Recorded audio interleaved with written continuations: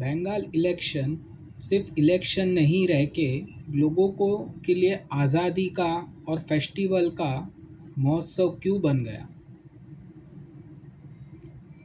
World cup जीतने पर लोग सड़क पे आते हैं, 15 अगस्त को लोग झंडा फहराते हैं, लेकिन बंगाल इलेक्शन रिजल्ट के बाद लोग इतना क्यों सेलिब्रेट कर रहे थे जैसे कि कोई बड़ा आंदोलन जीत गए हो।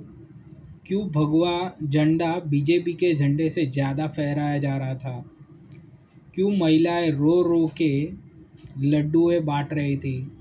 क्यों कुछ लोग कह रहे थे कि 17 साल बाद हमें असली आज़ादी मिली। या सिर्फ एक स्टेट का इलेक्शन था। कई लोग ये भी कह रहे थे कि ये इलेक्शन न रह के एक आइडेंटिटी, फियर और फ्रीडम का इलेक्शन था। तो आज बात करेंगे बंगाल का पॉलिटिकल इमोशंस इंडिया के अलग स्टेट से अलग क्यों है। वेस्ट बंगाल की पॉलिटिक्स सिर्फ रोड, इलेक्ट्रिसिटी और जॉब पर नहीं चलती। यहाँ पॉलिटिकल आइडेंटिटी, आइडियोलॉजी और स्टेट पर पावर चाहिए। पहले 34 साल तक यहाँ पे कम्युनिस्ट पार्टी ऑफ इंडिया मार्क्सस का रूल था। उसके बाद ऑल इंडिया तृणमूल कांग्रेस आई, लेकिन अपोजिशन के सपोर्टर्स का एक के बाद एक सेक्शन यही मानता रहा कि गवर्नमेंट बदली है, सिस्टम नहीं बदली। उनका क्लेम था कि लोकल कैडर कल्चर कंटिन्यू रहा, पॉलिटिकल वायलेंस नॉर्मल हो गया, अपोजिशन वर्कर को ओपनली काम करने में डर लगने शुरू हो गया था, पंचायत इलेक्शन में इंटिमिडेशन एलिगेशंस आते रहते थे, सेंट्रल एजेंसीज और स्टेट गवर्नमेंट के बीच हमेशा से क्लैशेस की न्यूज़ बनी ही रहती थी। इसीलिए 2026 का इलेक्शंस बहुत लोगों के लिए इमोशनल बैटल बन गया था। ये इलेक्शन में दिवाली जैसा माहौल भी बना। रिज़ल्ट के बाद फायर क्रैकर्स हुए, स्वीट डिस्ट्रीब्यूशन हुआ, भगवा रैलीज निकली, वुमन डांसिंग रोड पे करने लगे, टेंपल बेल्स बजने लगी, इमोशनल स्लोगन्स आने लगे जैसे कि जय श्री राम, भारत माता की जय। ये सब सिर्फ पॉलिटिकल वर्कर्स नहीं कर रहे थे, नॉर्मल मिडिल क्लास फैमिलीज भी पार्टिसिपेट कर रही थी। उसका सबसे बड़ा इमोशनल रीज़न ये था कि कई हिंदू वोटर्स को लग रहा था कि उनकी रिलीजियस आइडेंटिटी ओपनली एक्सप्रेस नहीं कर पा रहे थे। पॉलिटिकल इनकरेक्टनेस और माना ये भी जा रहा था फेस्टिवल पर सिलेक्टिव रिस्ट्रिक्शंस लग गए थे। पॉलिटिकल पार्टीज माइनॉरिटीज़ अपीसमेंट करती रह रही थी। हिंदू कंसोलिडेशन को कम्युनल लेबल दिया जा रहा था। इसीलिए सेलिब्रेशन बीजेपी से ज़्यादा कल्चरल असैसिनेशन का बन गया। इसीलिए रोड पे बीजेपी का स्लोगन कम, भगवा फ्लैग ज़्यादा और जय श्री राम के नारे ज़्यादा लगने लगे, क्योंकि कई सपोर्टर्स के लिए ये पार्टी विक्ट्री से ज़्यादा सिविलाइजेशन आइडेंटिटी का मूवमेंट बन गया और जीत बन गया। सारे हिंदू मत एक साइड पे एक तरफा बीजेपी के पास भी आए और जो माइनॉरिटी वर्क्स ने भी लिया वो डेवलपमेंट का वर्क दिया।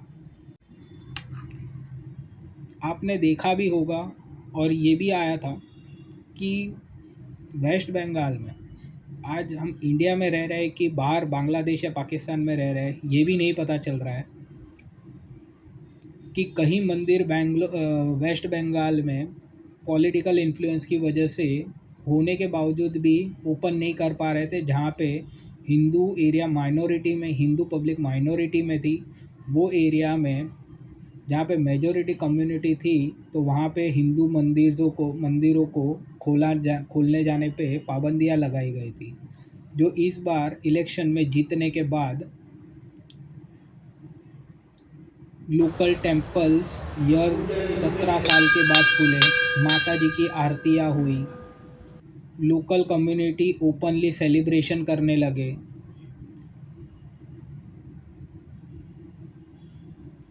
सपोर्टर्स के लिए मंदिर का खुलना सिंबॉलिक था। उन्हें लग रहा था कि उनकी रिलीजियस बिलीफ को पॉलिटिकल प्रोटेक्शन मिल गया है। ये कड़ी में चौथा पॉइंट ये भी था कि बीजेपी और दूसरी पार्टीज़ों के कैडर्स का मर्डर भी बहुत हुआ था और इमोशनल फीलिंग्स भी बीजेपी के जीतने के बाद बाहर खुलकर निकल के सामने आई। बंगाल पॉलिटिक्स में सालों से पॉलिटिकल वायलेंस एलिगेशंस आते रहते थे। डिफरेंट पार्टी के वर्कर्सों को मारने का केसेस रिपोर्ट हमेशा से बना रहता था। पहले सीपीएम के एरा में के टाइम पे भी हुआ, उसके बाद ममता बनर्जी के एरा में भी हुआ, अभी बीजेपी का राइज हुआ है तो उसमें भी बीजेपी के साथ में क्लैशेस बहुत बड़े थे। रिसेंटली 2019 के बाद से तो बीजेपी के कार्यकर्ताओं का असैसिनेशन या धमकाने की केसेस तो बहुत सारे आए। जहाँ तक बीजेपी का क्लेम है, बीजेपी ने ये बताया कि उनके नहीं तभी कम से कम 300 से ज़्यादा कैडर्स को मौत के घाट उतार दिया गया है और कई सारे कैडर्स को तो इंजरी भी करवाई है या फिर डर से वो काम नहीं कर पा रहे थे। बीजेपी के कैडर्स और सपोर्टर्स स्पेशली कई इंसिडेंट्स के बाद वो पुरानी बातों को याद कर रहे थे कि बूथ लेवल वर्कर्स पर कितने अटैक्स हुए, फैमिली को डिस्प्लेस कर दिया गया, पॉलिटिकल राइवरी वायलेंस भी बहुत हुए। रिज़ल्ट के बाद कुछ फैमिलीज़ मीडिया इंटरव्यू में इमोशनल भी दिखी। हमारे घर का सेक्रीफाइस बेकार नहीं गया, ऐसे उनके स्लोगन्स भी आए जो काफ़ी हद तक इमोशनली टची करने के लिए भी काफ़ी थे। लोगों का रोने वाला वीडियोस, किसी के वाइफ ने रोते हुए बताया, किसी माँ ने अपने रोते हुए बच्चे को याद किया है। ये नैरेटिव सपोर्टर्स के लिए एक काफ़ी दुखदायक और इमोशनल था और उन्हें लग रहा था कि अभी हमें इस जून का जो हुआ था टीएमसी के कार्यकाल में या सीपीएम के कार्यकाल में, उसका हमें न्याय मिलेगा, जो जस्टिस का एक सिंबल बन गया ये इलेक्शन। ये भी देखने को मिला ये इलेक्शन में कि नॉर्मल पब्लिक से ज़्यादा महिलाओं ने सेलिब्रेशन बहुत ज़्यादा किया। वो इतने ज़्यादा खुश दिखे जितना तो आज तक मैंने कभी भी कोई भी स्टेट की पॉलिटिक्स में या कोई भी पार्टी जीतने में नहीं देखने को मिला। कुछ महिला कार्यकर्ताओं बोलो या तो फिर लोकल महिलाएं जिसका किसी पार्टी के साथ में भी कोई रिलेशन नहीं था, वो पॉलिटिशियन प्रोटेक्शन के बिना पुलिस एक्शन में मुश्किल होता था। लोकल स्ट्रॉन्ग में कल्चर डोमिनेंस था, उनके ऊपर रेप के केस होते थे या धमकाया जाता था, भी खुलकर वो कभी टीएमसी या किसी भी पॉलिटिकल पार्टी के अगेंस्ट में बोल नहीं पाती थी, जिसका उन्हें लग रहा है कि हमें फ्रीडम मिलने लगा है, आगे हमारे लिए न्याय होगा। बीजेपी ने वैसे भी ऐसी 3 महिला कैडर को अपना पार्टी का नॉमिनेशन या विधानसभा की सीटें दी थी और तीनों 3 महिलाएं वो इलेक्शन में जीत चुके हैं, वो भी अच्छे खासे मार्जिन से, वो टीएमसी के अगेंस्ट में। दूसरा पॉइंट था कि बॉर्डर और इन्फिल्ट्रेशन या घुसपैठियों का डिबेट तो पहले से ही बना रखा था। इलीगल इमिग्रेशंस थे, स्मगलिंग होती थी, डेमोग्राफिक एनेक्सिटी थी या चेंजेस हो सकता था। ये वुमनों का कन्वर्जन का भी पार्ट बन चुका था। कई वुमन ओपनली बोल चुकी थी, अब हमें बिना डर के ये फेस्टिवल मनाने दिया जाएगा, चाहिए ये परसेप्शन का हो या रियलिटी का। पॉलिटिक्स में परसेप्शन तो का इमोशंस तो होता ही है।